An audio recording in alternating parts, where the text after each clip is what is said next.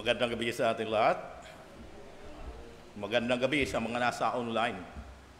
Tayo muling pinagpala at tayo sama-sama haharap sa ating Panginoon. Tunay nga, wala tayong magagawa kapag tayo hiwalay sa ating Panginoon. Lahat ang biyaya, pag-iingat, pagpapala nagagaling sa Kanya. Inaanyayahan ko ang lahat na tumayo, tayo manalangin. Tayo po ay manalangin. Panginoon Diyos na makapangyarihan sa lahat, kami po muling sama-samang magpupuri sa inyong harapan. Salamat po, Panginoon, sa inyong presensya at pagpatnubay sa amin pananambahan. Nawa kayo ang aming maitaas at mapurihan.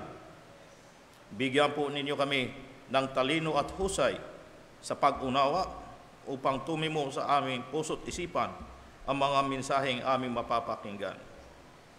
Kayo po nawa ang kumilos sa aming kalagitnaan at mag-udyok upang sundin ang inyong kautusan at ang pag-ibig sa kapwa. Patawarin po ninyo kami sa aming mga kasalanan at linisin sa aming karumihan. Nawa ang mga kapatayiran parating pa, inyo pong ingatan.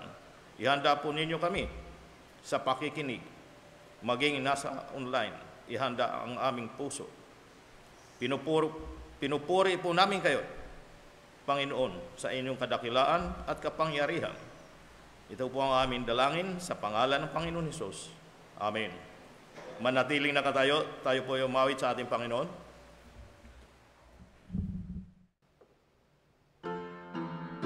Magandang gabi po sa ating lahat. Good evening po. Good evening. Ayan, welcome po muli sa ating pananambahan dito sa Bethany Baptist Church, Cubao. Tayo po umawit sa Panginoon. Great is the Lord. Great is the Lord, and greatly to be praised in the city of our God, in the mountain of His holiness. Beautiful for situation, the joy of the whole earth is Mount Zion on the sides of the north, the city of the great King. Is Mount Zion on the sides of the north, the city of the great King. Great is the Lord, and greatly to be praised in the city of our God, in the mountain of His holiness. Beautiful for situation, the joy of the whole earth is Mount Zion on the sides of the north, the city of the great King.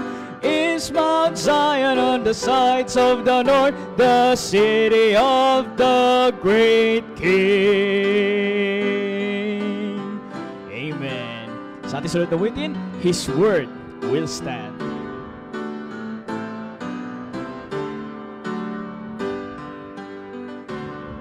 Some say it's myth and legend, one book upon the shelf, but the message it contains cannot be stilled. For God who wrote its pages will not let it pass away. Not one syllable will linger unfulfilled. His word will stand. His word will stand.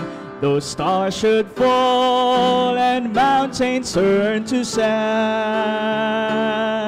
though no man believes Him, still God will be true. His promise is sure, His love will endure, and forever His word will stand.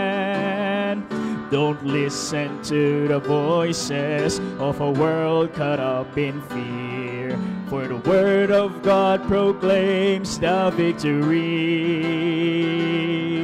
He gives His children courage to confront the gates of hell with a sword that conquers every enemy.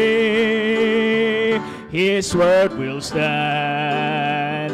His word will stand. Though stars should fall and mountains turn to sand, though no man believes him, still God will be true. His promise is sure, His love will endure, and forever His word will stand.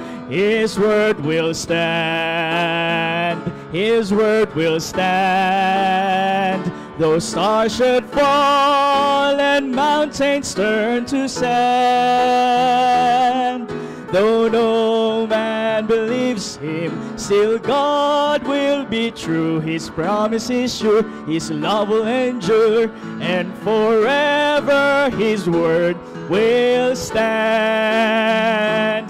And forever His word will stand. His word will stand. Amen. At po ngayon, kamustahin ng bawat isa habang inaawit ang obedience. Obedience is the very best way to show that you believe. Doing it exactly what the Lord commands, doing it happily. Action is the key, do it immediately. Joy will receive. Obedience is the very best way to show that you believe. O-B-D-I-A-N-C-E.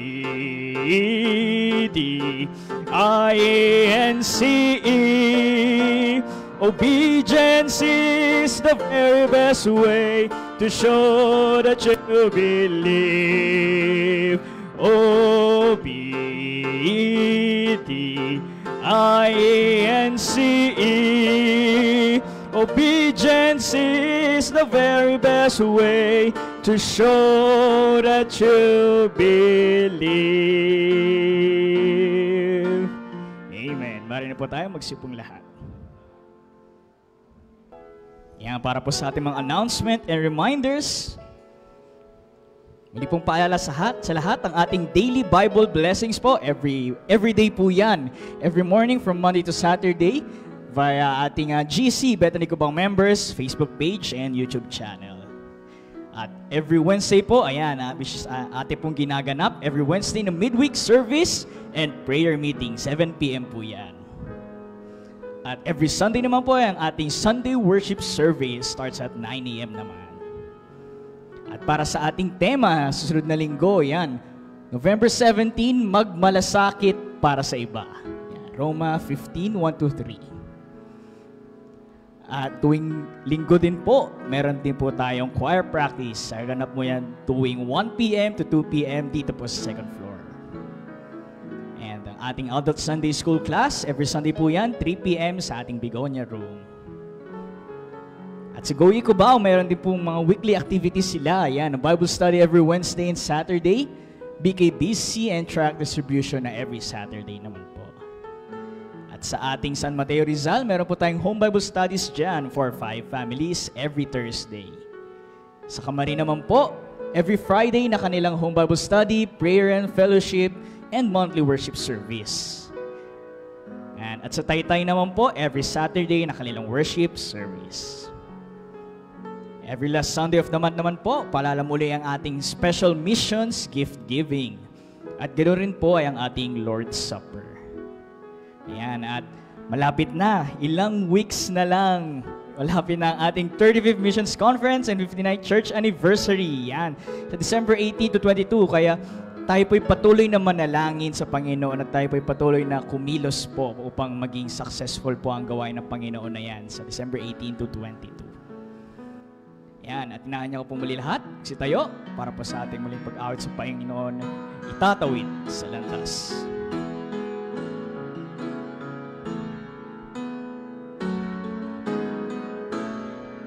Sa bawat dahon ng aklat ng buhay, bakas ang luha na tumatangay,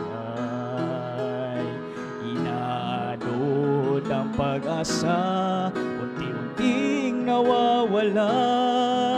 Haligi ng munting daigdig ko, minsa'y nalalamig na rin ang araw. Ihip ng hangin may giniginaw, naglulubo, nalulumbay, hanap ay isang gabay, sa piling mo'y hindi mabibigo. Kahit magunaw man ang daigdig, lisanin man ang init ang mundong nanlalamig. Kahit na humayo sa daang magkabilay bangin, ikaw pa rin, O Diyos, ikaw pa rin. Pag-ibig mo'y hindi magwawakas, kalingam mo, Diyos, ang siyang magbibigay lakas. Sa anumang panganib, ginintuan ang iyong pagliligtas. Panatag nga tiyak, itatawid mo sa landas.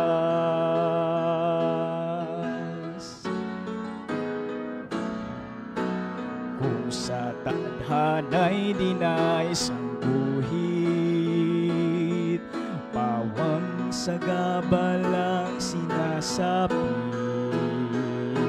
ikaw ang siyang tatawagan, sa roko'y aapawan ng pag-asang kailan may dulot mo. Kahit magunaw man ng daigdig, lisanin man ang init ang mundong nanlalamig. Kahit na humayo sa daang magkabilay bangin, ikaw pa rin, O Diyos, ikaw pa rin.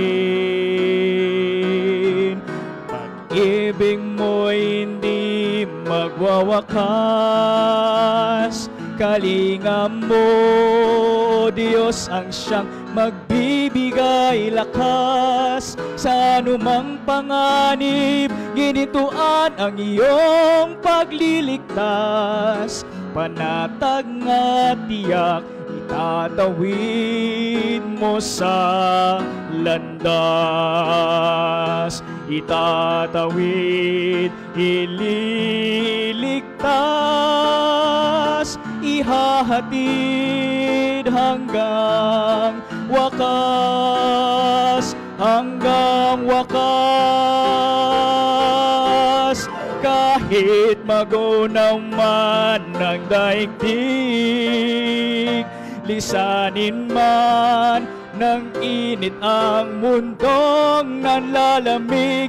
Kahit na humayo sa daang magkabilay bangin, ikaw pa rin, O Diyos, ikaw pa rin, ikaw pa rin. Pag-ibig mo'y hindi magwawakas,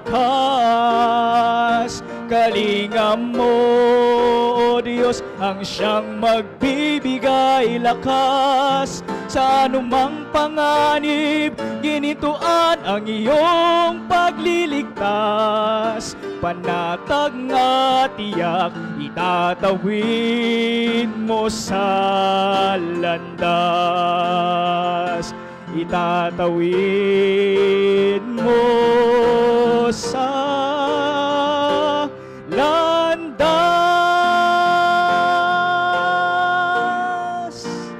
Amen. Parang na po tayong magsipong lahat. Atin na pong ihanda ang ating puso't isipan sa pakikinig ng salita ng Diyos. Atin pong tawagin ating preacher po para sa ngayong gabing ito, Brother Renato Alegre. Muli, magandang gabi sa ating lahat. Ngayon, nabigyan tayo ng magandang panahon, subalit may kasunod na naman darating na bagyo. Ang pamagat ng ating paksa ngayong gabi, ang pag-ibig at ang kautusan. So na nga, ang pag-ibig ay para sa atin, pinagkaloob ng Diyos. Makikita ang ating teksto sa aklat ng Roma, Kapitulo 13, versikulo 8 hanggang 10.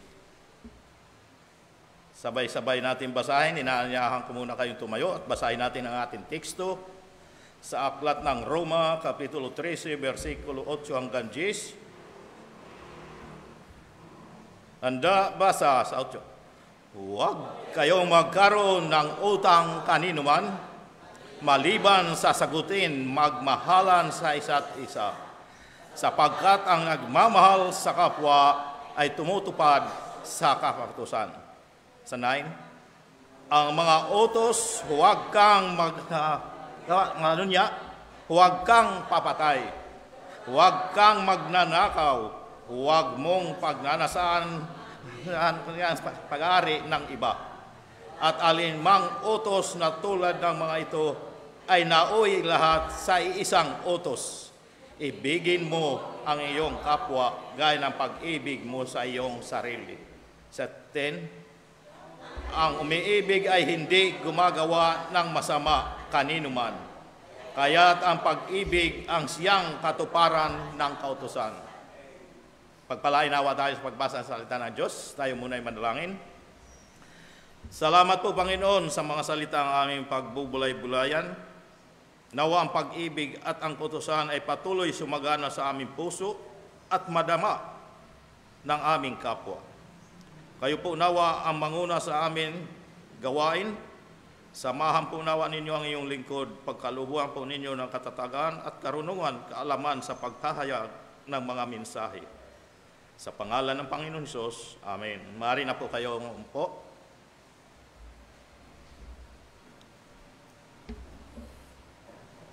Ang pag-ibig at ang kautusan. Ano po? Isa sa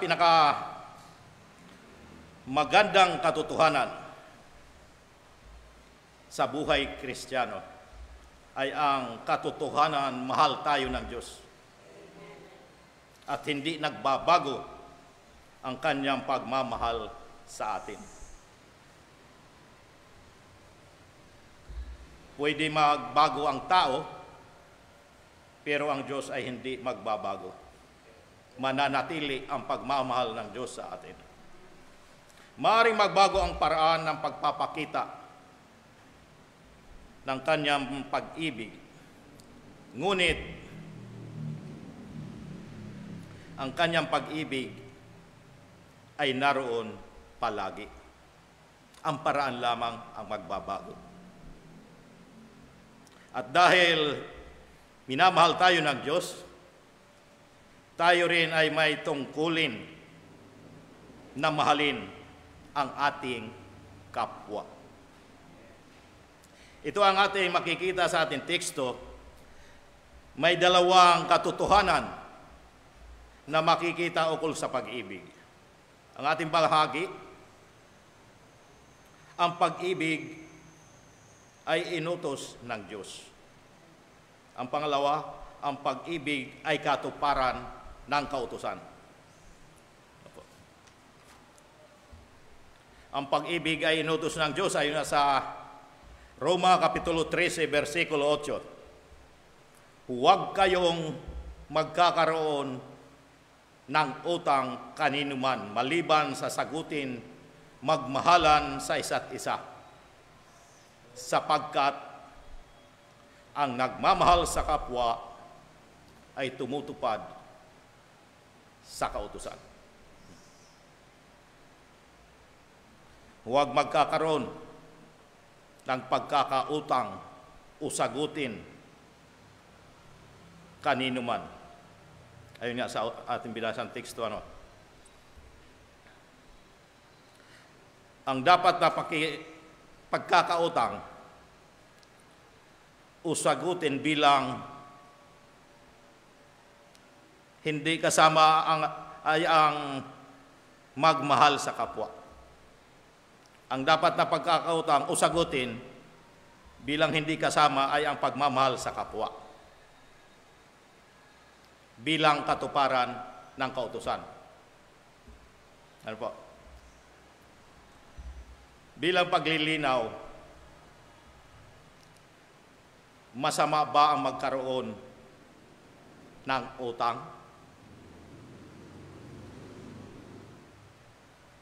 Masama ba magkaroon ng utang? Ang sabi ng Biblia, ano po, ng King James Version, ay huwag kayong magkautang ng anupaman sa kanino man. Ano po? Huwag kayong magkautang ng anupaman sa kanino man. At sa NIV, New International Version, English na yan, ano? I let no debt remain outstanding. English. Let no debt remain outstanding. Ibig sabihin, maaring ang ipinagbabawal ay hindi ang pagkakaroon ng utang. Di ba? Hindi pinagbabawal ang pagkaroon ng utang. Di happy tayo, di ba? Pwede mangutang. Ate Cecil, hindi pa tayo magkano, ha? Hindi pinagbabawal ang pangungutang. Hindi naman lalago ang mga negosyo kung hindi tayo magpapautang o hindi mangungutang. Ang pagkakaroon ng utang ay hindi pinagbabawal, di ba? Kundi ang ipinagbabawal ang hindi pagbabayad ng utang. Ayan, bawal ang hindi nagbabayad ng utang. May tawag diyan, manunuba. Magaling lang mangutang pero ayaw magbayad. Bawal po yan.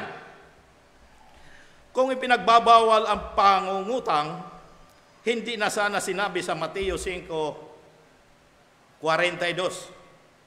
Sabi nga dito,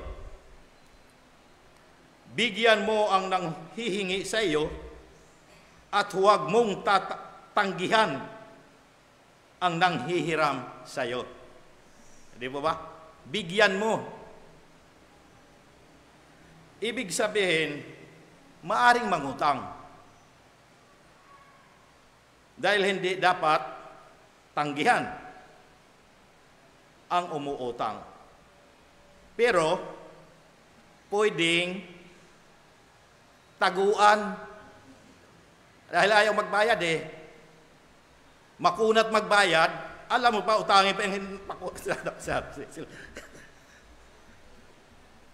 pwede tumago.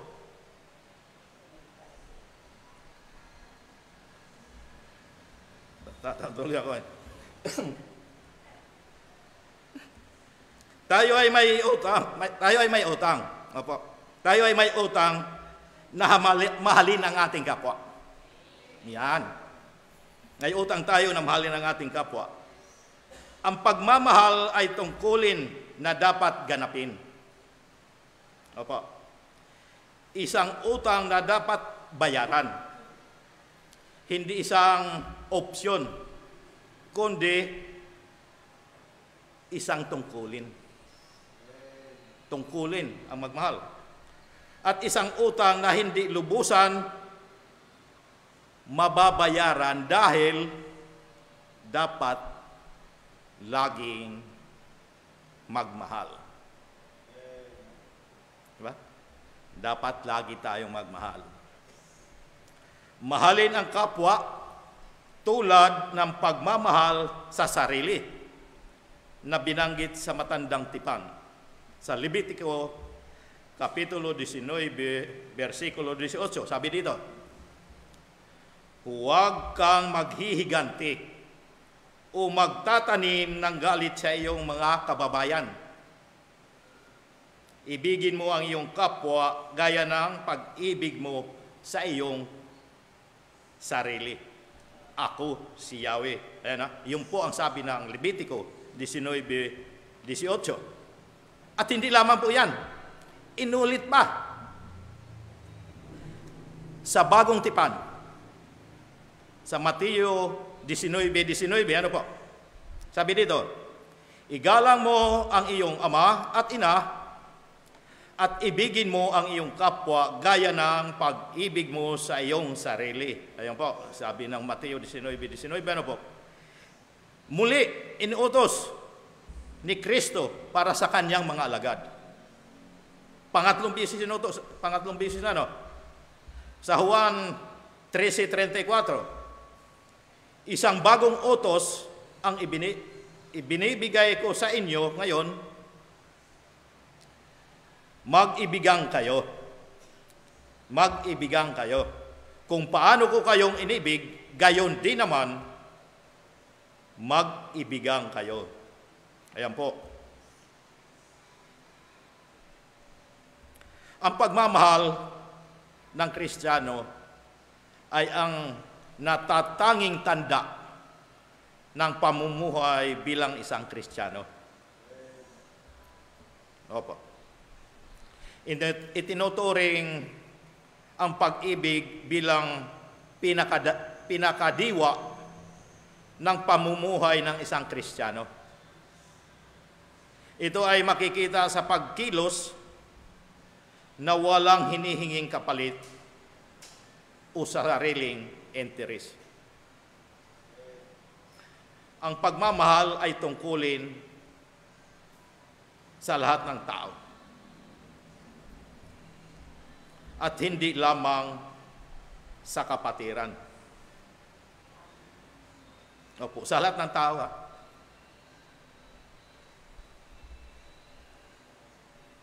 Ang ginamit na termino o salita ayon sa isang komentaryo o komentary ay one spilluman, or literally the other person o ibang tao. Kung kaya kasama ang lahat ng tao. Lahat.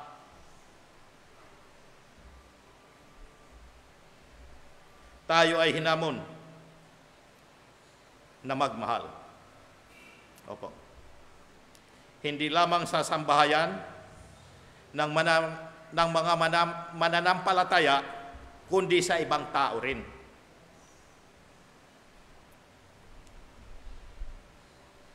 Gumawa ng kabutihan sa lahat ng tao, ayon nga sa Galatia Kapitulo 6, versikulo 10. Ano po? Sabi nga, kaya nga, sa lahat ng pagkakataon ay gumawa tayo ng mabuti sa lahat ng tao, lalo na sa mga kapatid natin sa pananampalataya. Sa lahat. Huwag lamang sa malalapit, huwag lamang sa kakilala o kapanalig, kundi sa lahat ng tao. Kahit pa kaaway, mahalin. Maganda magmahal sa kaaway. Alam niya kung paano ang gagawin, ha? Kung gusto mong gumanti. Pero huwag niyo gagawin. Kailangan magmahal lamang. Gumawa ng kabutihan. Kabutihan ang gawin. Ang pagnanais ni Pablo, ano po? Na ang mga taga-Tesalonika ay lumago sa pag-ibig sa isa't isa at sa lahat ng mga tao. Ayon nga sa una Tesalonika Kapitulo 3:12, ito ang pagnanais ni Pablo, ano po? Sabi dito, naway pasaganain at pag-umapawin ng Panginoon ang inyong pag-ibig sa isa't isa at sa lahat ng tao, tulad ng pag-ibig namin sa inyo. Ayun, no? Pasaganain at pag-umapawin ng Panginoon ang inyong pag-ibig sa isa't isa at sa lahat ng tao. Ayun. Kaya, ang mga mananampalataya ay mayroon responsibilidad at pribilehiyo na hikayatin ang lahat na patuloy na lumago sa pag-ibig sa isa't isa at sa lahat ng tao. Ano po? Ayan po ang pagnanais ni Apostol Pablo na lumago ang mga tao sa pag-ibig.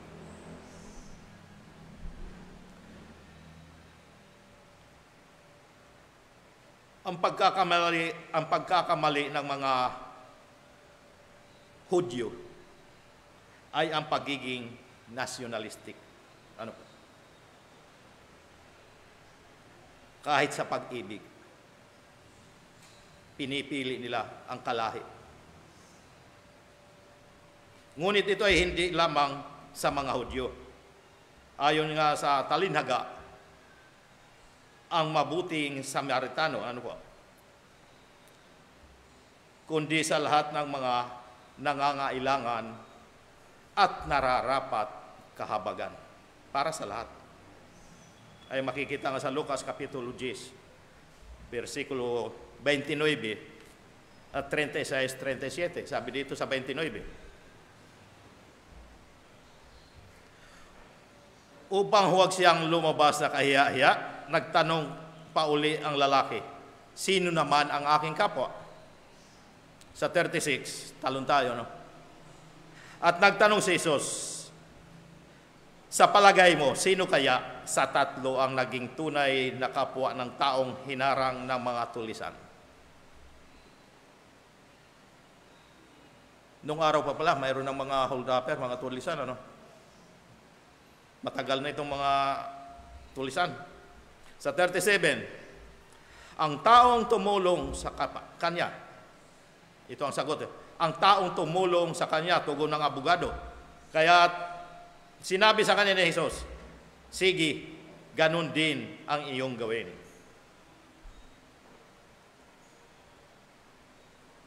Ito ang pagkakamali ng Levita at saserdote dahil hindi nila tinulungan ang hinarang ng tulisan. Sa halip, tumulong, umiwas. Lahat ng tao ay may halaga. Maging Hudyo, Samaritano, at Hintil, lahat ang tao ay may halaga. Dahil sila ay nilikha din na wangis ng Diyos. Kaya dapat natin silang mahalin. Kahit pa ito ay may malaking kapalit. Ang problema lamang ano po, naabuso ito ngayon eh. Yung pagmamahal sa kapwa. Inaabuso ng iilan lamang. Kasi may karapatan o inuutos na mahalin, nagkakabuntisan, binubuntis, ibang pagmamahal ang binibigay. Pag nagkakaanak na, iniiwan at gastos na gobyerno. Hihingi ng ID, single mom, mother, single parents. Ayan ang pagkakamali ng iba ng bubuntis. Ang ating pangalawang dagi, ang pag-ibig ay katuparan ng kautusan. Ayon nga sa ating teksto sa Roma Kapitulo 13, versikulo 8 hanggang 10, sabi dito sa 8, huwag kayong magkakaroon ng utang kaninuman, maliban sa sagutin magmahalan sa isa't isa, sapagkat ang pagmamahal sa kapwa ay tumutupad sa kautusan. Ayun. Ang pagmamahal sa kanyang kapwa ay tumutupad sa kautusan. Sabi ayon sa ating binasang teksto. Sa 9 sabi dito, ang mga utos gaya ng huwag kang mga ngalunya, huwag kang papatay, huwag kang magnanakaw, huwag mong pagnanasaan maangkin ang pag-aari ng iba, at alinmang utos na tulad ng mga ito ay nauuwing lahat sa iisang utos. Ibigin mo ang iyong kapwa gaya ng pag-ibig mo sa iyong sarili. Sa 10, sabi dito, ang umiibig ay hindi gumagawa ng masama kanino man. Kaya't ang pag-ibig ang siyang katuparan ng kautusan. Ang mga bahagi ng 10 utos ukol sa kapwa, pangangalunya, pagpatay, pagnanakaw, at paghahangad ay nabubuod sa utos na mahalin ang kapwa tulad ng sarili. Ano po? At nauwi lahat sa isang utos. Ito ay binanggit sa matandang tipan sa Levitico nga, sa binasaan natin kanina, pero basahin ko ulit. Levitico 19:18, sabi dito, huwag kang maghihiganti o magtatanim ng galit sa inyong mga kababayan. Ibigin mo ang iyong kapwa gaya ng pag-ibig mo sa iyong sarili. Ako si Yahweh. Inulit pa ulit sa bagong tipan sa Mateo 22:39 naman. Ano po? Ito naman ang pangalawa. Ibigin mo ang iyong kapwa gaya ng pag-ibig mo sa iyong sarili. Ang pag-ibig ay hindi gumagawa ng kasamaan sa kapwa. Bilang ayon sa kautusan na nagbabawal ng kasamaan sa kapwa. Ayon sa binasa natin sa verse 9, ano po? Ang pag-ibig ay katuparan ng kautusan. Ayon sa verse 10. Ang ilang paglalarawan ng pagmamahal sa kapwa bilang katuparan ng kautusan, ang kautusan ay natutupad sa isang salita na mahalin ang kapwa tulad ng sarili. Sa Galatia 5:14. Sabi dito, sapagkat ang buong kautusan ay nauwi sa isang pangungusap. Ibigin mo ang iyong kapwa gaya ng pag-ibig mo sa iyong sarili. Ano po? Dito na ipapakita ang ating pagmamahal sa kapwa kapag minahal natin ang ating sarili. Hindi natin magagawang mahalin, o hindi magawa ang magmahal sa kapwa kung hindi natin mamahalin ang ating sarili. Mahalin muna natin ang ating sarili. Kasunod na ang ating kapwa. Ang pag-ibig ay kasama ng ilang mga katangian ng Kristiyano ay ayon sa kautusan ng Diyos. Ayon sa Galatia 5:22-23. Sabi nga dito, subalit ang bunga ng Espiritu ay pag-ibig. Ito na ang bunga. Kagalakan, kapayapaan, katiyagaan, kabutihan, katapatan, at kahinahunan, at pagpipigil sa sarili. Walang batas. Sabi nga, walang batas laban sa mga ito. Ayun po. At hindi lumalabag dito. Ito pa. Ito ang bagong utos na ibinigay ni Kristo na magmahal tulad ng pagmamahal niya sa atin. Juan 13:34 pa rin, ano po? Isang bagong utos ang binigay ko sa inyo ngayon, pag mag-ibigan kayo. Kung paano ko kayong inibig, gayon din naman mag-ibigan kayo. Kung paano tayong minahal ni Kristo, dapat ganun din tayo magmahal. Kung mahal natin si Kristo, magagawa natin na ganapin ang ibang mga utos. Magagawa natin ang ibang mga utos kung mahal natin si Kristo. Ayon nga sa Juan 14:15. Kung iniibig ninyo ako, tutuparin ninyo ang aking mga itinuturo. Ayan po. Magagawa ang nais ni Kristo kung magtitiwala tayo sa Kanya at ang banal na Espiritu ang tutulong.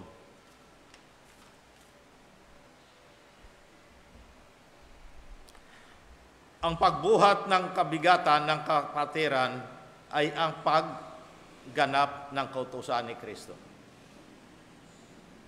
Ayon sa Galatia 2:6, 6:2 pala.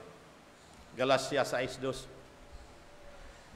Magtulungan kayo sa pagdadala ng pasanin ng bawat isa, sa gayon paraan ay matutupad ninyo ang utos ni Kristo. Ano po? Nais ni Kristo na ang mga nagtitiwala sa Kanya ay nagtutulungan, hindi nagkakanya-kanya, nagmamalasakit sa isa't isa sa pamamagitan ng pagtulong sa iba. May papakita kung paano magmahal si Kristo at hindi mapupulaan na walang pagkakaisa. Kung kaya ang pagiging Kristiyano ay hindi lisensya upang gumawa ng masama sa kapwa. Opo. Hindi lisensya upang gumawa ng masama sa kapwa. Hindi man kailangan gumawa ng mabuti para maligtas. Dapat gumawa ng mabuti sa kapwa bilang pagganap ng kautusan ng pag-ibig. Ayan po. Nasa ilalim pa rin tayo ng kautusan na magmahal sa kapwa. At ang pagmamahal ay paggawa ng mabuti at hindi sa kasamaan sa kapwa. Paggawa ng mabuti. Ano po? Ang pag-ibig ay paglilingkod sa kapwa. Kusang loob na paglilingkod ng may sakripisyo. Ang pag-ibig ay nagpapalawak ng ating tungkulin magkalinga sa ating kapwa. Ano po? Sa isang banda, hindi na kailangan isa-isahin ang pagganap ng kautusan kung ginaganap ang pagmamahal sa kapwa. Ayun po ang pangalawang utos, ang magmahal sa kapwa. Ibigin ang sarili at ang kapwa. May kalayaan, ngunit mas malawak ang tungkulin dahil ang pag-ibig ay magtutulak sa atin na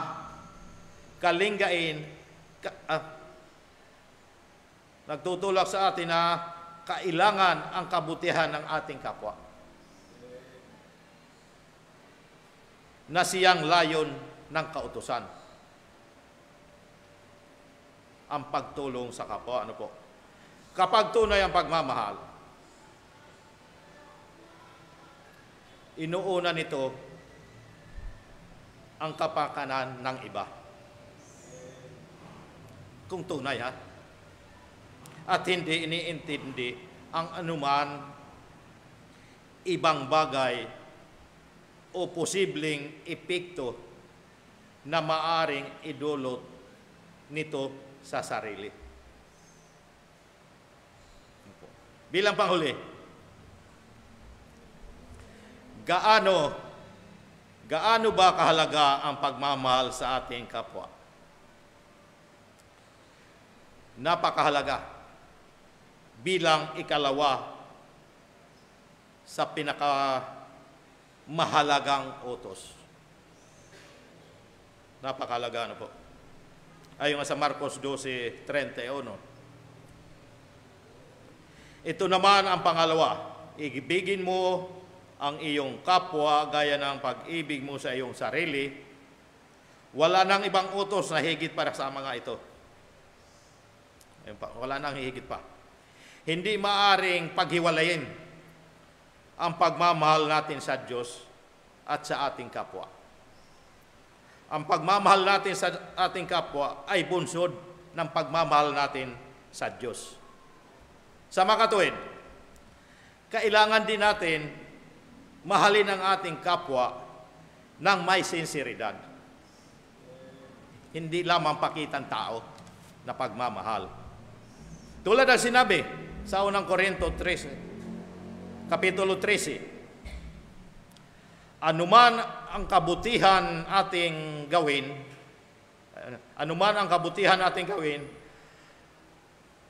ay baliwala kung walang tunay na pag-ibig. Ayan po. Bilang hamon, mahalin natin ang ating kapwa ayon sa utos ng Diyos.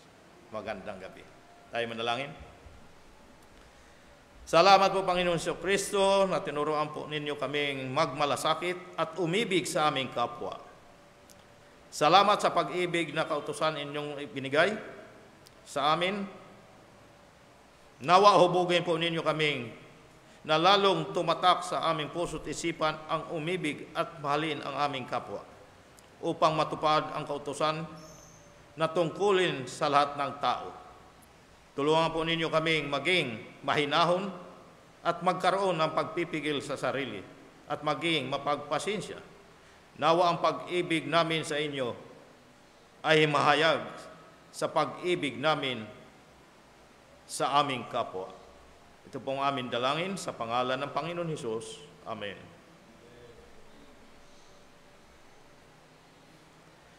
Sa ating pagkakaloob, ayon sa ating teksto, basahin ko lamang po ang ating teksto sa Mateo 6, versikulo 33 at 34, sabi dito, dapatwat hanapin muna ninyo ang kanyang kaharian at ang kanyang katwiran at ang lahat ng mga bagay nito ay pawang idaragdag sa inyo. 34, kaya't huwag ninyong ikabalisa ang sa araw ng bukas sapagkat ang araw ng bukas ay mababalisa sa kanyang sarili. Sukat na sa kaarawan ang kanyang kasamaan.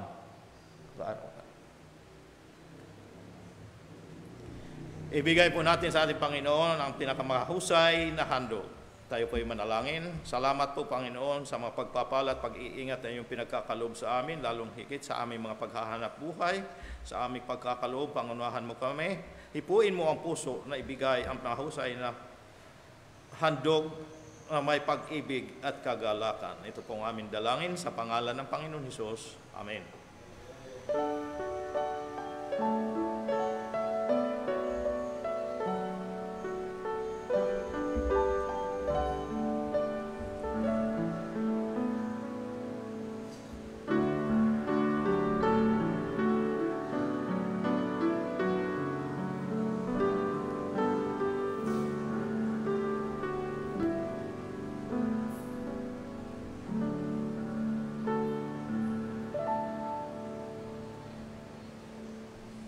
Tayo po pasalamat. Panginoon Diyos na makapangyarihan sa lahat, nagpapasalamat kami sa natapos sa aming pagkakaloob. Nawa ang salaping ito ay magamit nawa sa bahay-sambahan ng naayon sa iyong kalooban. Ikaw nawa ang patuloy magpala sa aming mga hanap buhay upang po sa kaming magbigay ng ayon sa aming kalooban. Ito po ang aming dalangin sa pangalan ng Panginoon Diyos. Amen. Kaya niyo po muli lahat magsitayo para pa sa ating huling awitin, No Price Too High.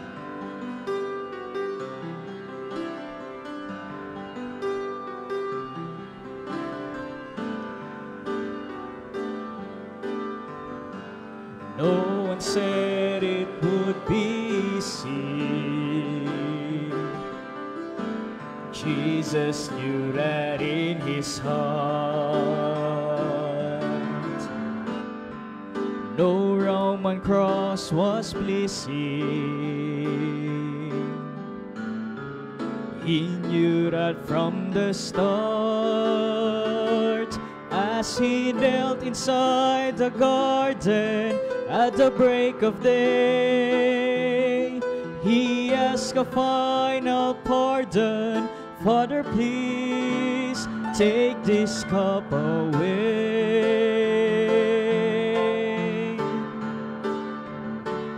But nevertheless, I'll go. And if you want, I'll show that I love the world more than enough to die. For there's no price too high.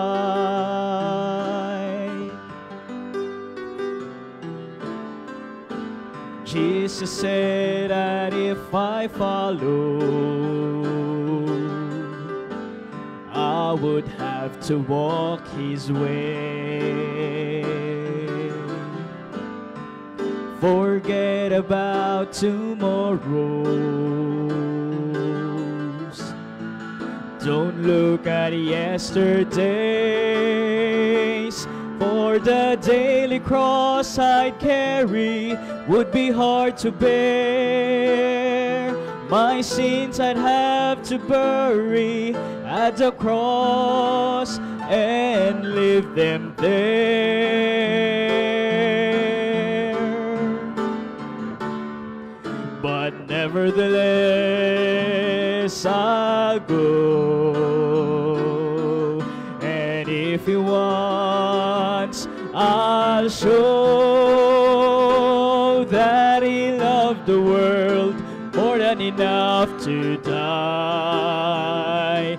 For there's no price too high. How could he love me, and how could he die for me? I'll never repay all the debt that I owe, that I owe.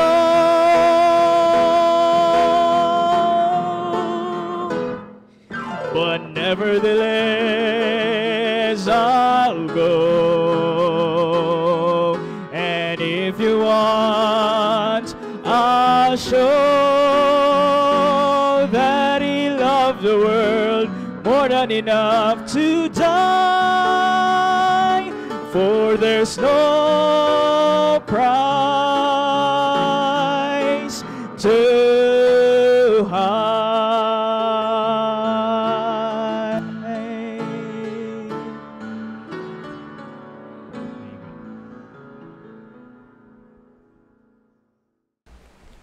Sa ating pagtatapos, panghuling panalangin. Panginoon Diyos sa makapangyarihan sa lahat, salamat po sa mga mensahe bilang kautusan, ang pag-ibig. Tunay po na tungkulin ng bawat tao, Kristiyano o hindi, ay mahalin ang kapwa. Nawa patuloy namin gawin sa lahat upang mahayag ang aming pag-ibig sa inyo. Salamat po, Panginoon, sa inyong kadakilaan na nag-uudyok sa amin na magpatuloy gampanan ang aming tungkulin na dapat ganapin ang mga utos. Nawa isa puso at aming ipamuhay, may isa katuparan ang mga ito. Salamat sa lahat ng mga gumanap at kabahagi sa gawaing ito. Nawa ang pagpapala ng Panginoon ay sumagana sa atin lahat, maging sa online. Nagtitiwala po kami at sumusunod sa utos po ninyo. Nawa ang aming samot dalangin, kung inyo pong lulubin, inyo pong tugunin. Sa aming pag-uwi, ingatan po ninyo kaming makarating ng ligtas sa aming tahanan. Ito pong aming dalangin sa pangalan ng Panginoon Hesus. Amen.